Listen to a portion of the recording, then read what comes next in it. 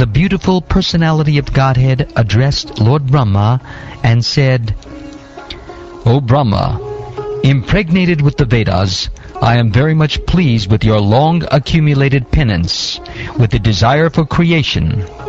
Hardly am I pleased with the pseudo-mystics. I wish you good luck. O Brahma, you may ask from me, the giver of all benedictions, all that you may desire. You may know that the ultimate benediction, as the result of all penances, is to see me by realization. The highest perfectional ingenuity is the personal perception of my abodes, and this has been possible because of your submissive attitude in the performance of severe penance according to my order. O sinless Brahma, you may know from me that it was I who first ordered you to undergo penance when you were perplexed in your duty. Such penance is my heart and soul, and therefore penance and I are non-different. I create this cosmos by such penance. I maintain it by the same energy, and I withdraw it all by the same energy. Therefore the potential power is penance only."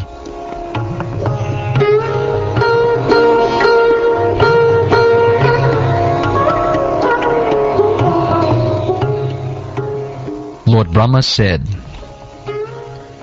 "O personality of Godhead, you are situated in every living entity's heart as the supreme director, and therefore you are aware of all endeavors by your superior intelligence, without any hindrance whatsoever. In spite of that, my Lord, I am praying to you to kindly fulfill my desire. May I please be informed how, in spite of your transcendental form, you assume the mundane form, although you have no such form at all? And please inform me how you, by your own self, manifest different energies for annihilation, generation, acceptance, and maintenance by combination and permutation. O Master of all energies, please tell me philosophically all about them.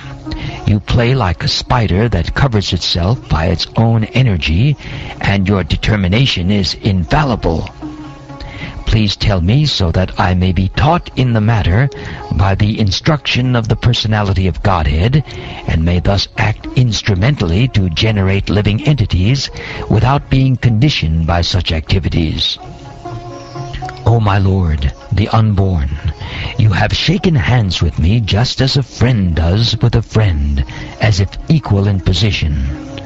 I shall be engaged in the creation of different types of living entities, and I shall be occupied in your service. I shall have no perturbation, but I pray that all this may not give rise to pride, as if I were the supreme." The personality of Godhead said, "Knowledge about me, as described in the scriptures, is very confidential, and it has to be realized in conjunction with devotional service. The necessary paraphernalia for that process is being explained by me. You may take it up carefully. All of me, namely my actual eternal form and my transcendental existence, color, qualities, and activities, let all be awakened within you by factual realization out of my causeless mercy. Brahma, it is I, the personality of Godhead, who was existing before the creation, when there was nothing but myself. Nor was there the material nature, the cause of this creation. That which you see now is also I, the personality of Godhead. And after annihilation, what remains will also be I, the personality of Godhead. O Brahma, whatever appears to be of any value, if it is without relation to me, has no reality. Know it as my illusory energy, that reflection which appears to be in darkness. O Brahma, please know that the universal elements enter into the cosmos, and at the same time do not enter into the cosmos. Similarly, I myself also exist within everything created, and at the same time I am outside of everything. A person who is searching after the supreme absolute truth, the personality of Godhead, must certainly search for it up to this, in all circumstances, in all space and time, and both directly and indirectly.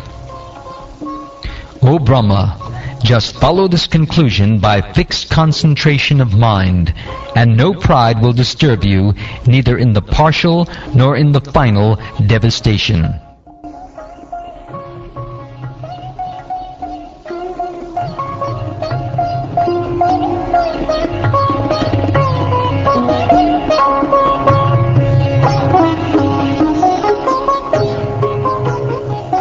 Shukdeva Goswami said to Maharaj Parikshit, "The Supreme Personality of Godhead, Hari, after being seen in his transcendental form, instructing Brahmaji, the leader of the living entities, disappeared."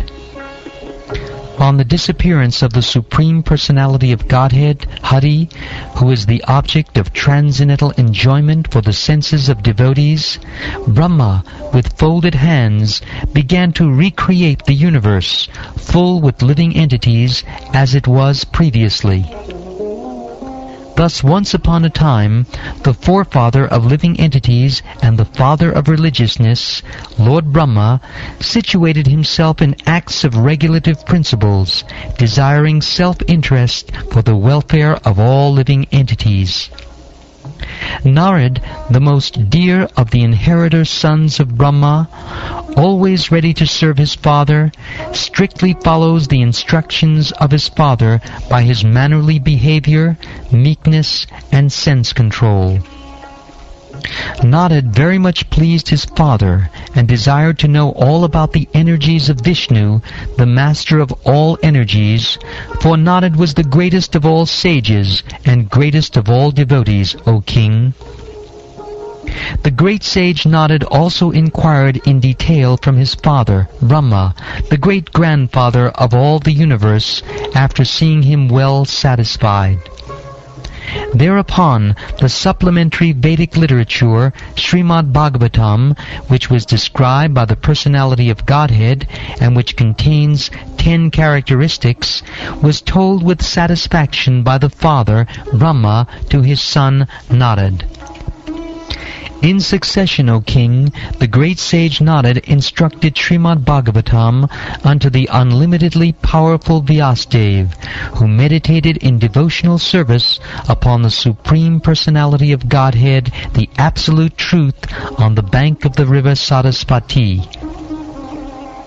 O king, your questions as to how the universe became manifested from the gigantic form of the personality of Godhead, as well as other questions, I shall answer in detail by explanation of the 4 verses already mentioned.